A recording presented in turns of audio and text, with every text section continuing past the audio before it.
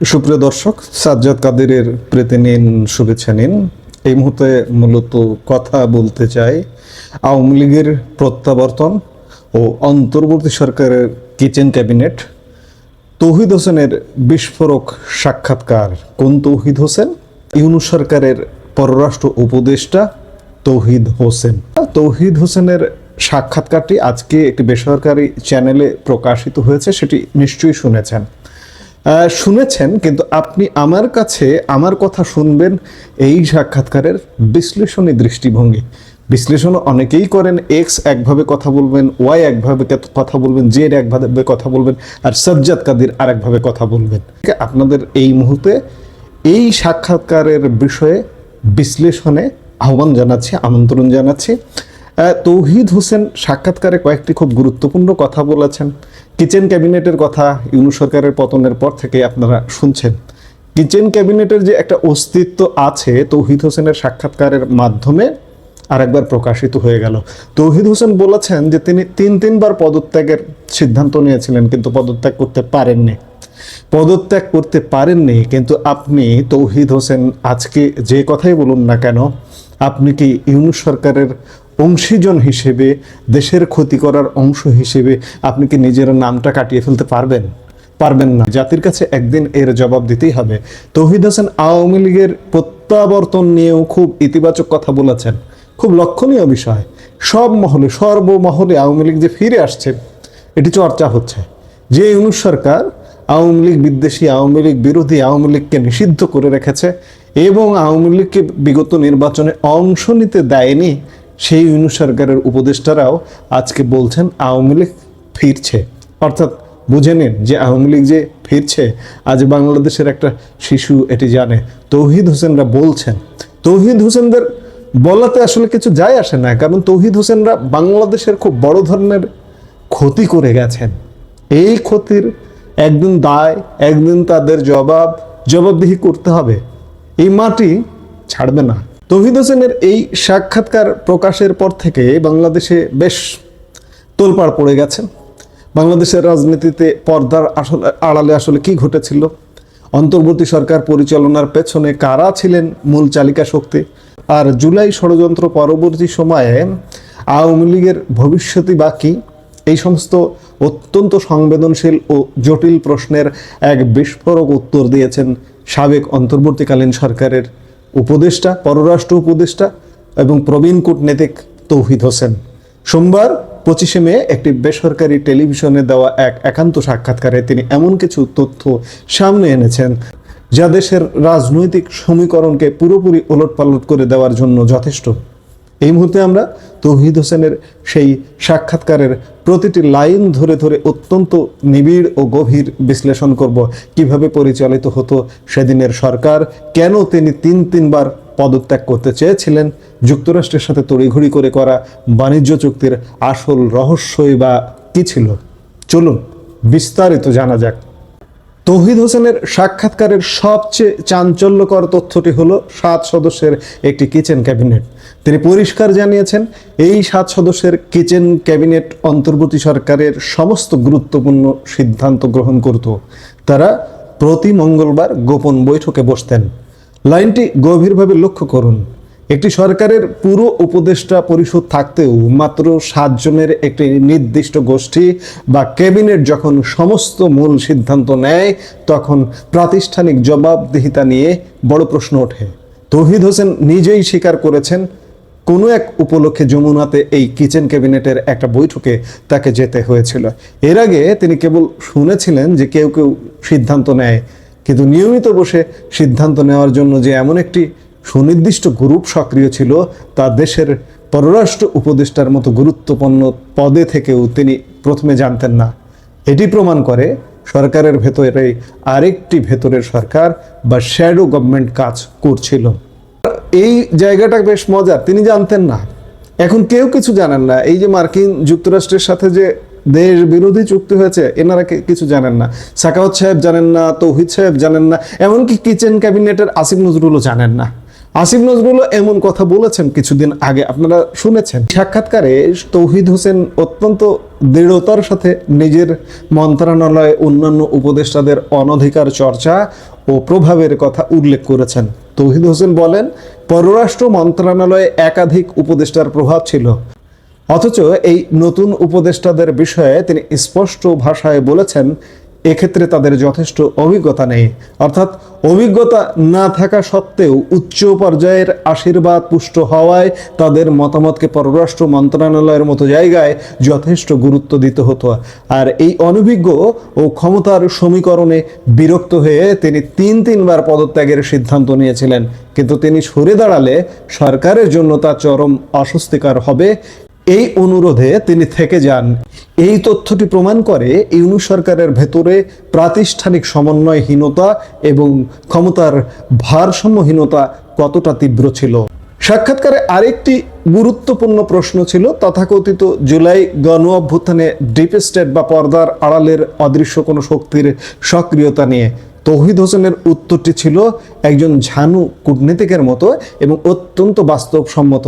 তিনি বলেন, deep state পৃথিবীতে সব ঘটনার সঙ্গেই জড়িত থাকে।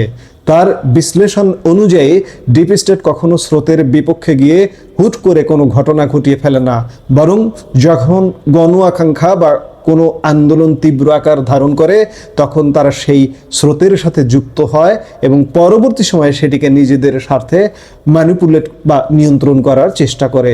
তৌহিদ হোসেনের এই মন্তব্যটি ইঙ্গিত করে যে জুলাইয়ের ছাত্র জনতার তথাকথিত অভ্যুত্থান শতভাগ জনগণের স্বতঃস্ফূর্ত আন্দোলন হলেও এর সফলতার পেছনে এবং পরবর্তী ক্ষমতার পালাবদলে দেশি বিদেশি অদৃশ্য শক্তি বা ডিপ স্টেটের নিজস্ব কৌশল বা ম্যানিপুলেশন নিশ্চিতভাবে জড়িত ছিল, যার কারণে আজ দেশের রাজনৈতিক প্রেক্ষাপট এই অবস্থায় দাঁড়িয়েছে। আর এই কারণেই হয়তো তিনি আক্ষেপ করে বলেছেন তার নিজের প্রত্যাশার একটা বড় অংশই শেষ পর্যন্ত পূরণ হয়নি। নির্বাচনের মাত্র 3 দিন আগে অন্তর্বর্তী সরকার যুক্তরাষ্ট্রের সঙ্গে একটি বড় বাণিজ্য চুক্তি সই করে। একটি বিদায়ী বা অন্তর্বর্তী সরকার কেন ভোটের মাত্র 3 দিন আগে এমন একটি দীর্ঘমেয়াদী চুক্তি করলো? এই প্রশ্নের জবাবে তৌহিদ হোসেন যা বলেছেন তা রীতিমতো পিলে চমকে ওঠার মতো।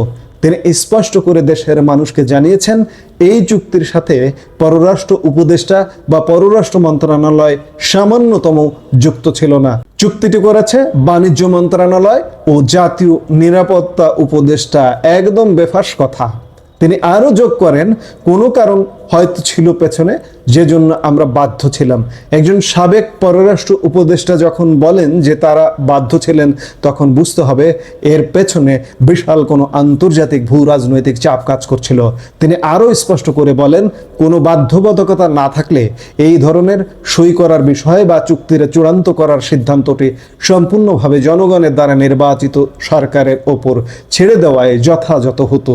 এই একটি লাইন প্রমাণ করে অন্তর্বর্তী সরকারের ওপর আন্তর্জাতিক লবির বা কোনো নির্দিষ্ট পরাশক্তির কতটা ভয়ানক অদৃশ্য চাপ ছিল যা তারা এড়াতে পারেনি। দায়িত্ব নেওয়ার পর সাবেক প্রধানমন্ত্রী শেখ হাসিনাকে ভারত থেকে ফেরত চেয়ে দিল্লিকে আনুষ্ঠানিক চিঠি পাঠিয়েছিল এই মন্ত্রণালয়। তবে তৌহিদ হোসেন অকপট স্বীকার করেছেন যে সেই চিঠি আসলে কোনো কাজে আসবে না, সেটা তিনি আগে থেকেই জানতেন। এটি ছিল মূলত একটি কূটনৈতিক ও রাজনৈতিক আনুষ্ঠানিকতা মাত্র। তবে সবচেয়ে দীর্ঘমেয়াদী ও চমকপ্রদ রাজনৈতিক ভবিষ্যৎবাণী তিনি করেছেন নিষিদ্ধ করা, তাদের হাতে নিষিদ্ধ করা দল আওয়ামী লীগকে নিয়ে। বর্তমানে দলটির রাজনীতি নিষিদ্ধ বা কোণঠাসা অবস্থায় থাকলেও তৌহিদ হোসেন মনে করেন না যে তারা চিরতরে হারিয়ে গেছে। তার ভাষায়, আমি মনে করি আওয়ামী লীগ রাজনীতি থেকে একেবারে আউট হয়ে গেছে বা যাচ্ছে, এরকম থাকবে না। এর পেছনে তিনি আমাদের সমাজ ও মনুষ্যত্বের একটি বড় দুর্বলতা তুলে ধরেছেন।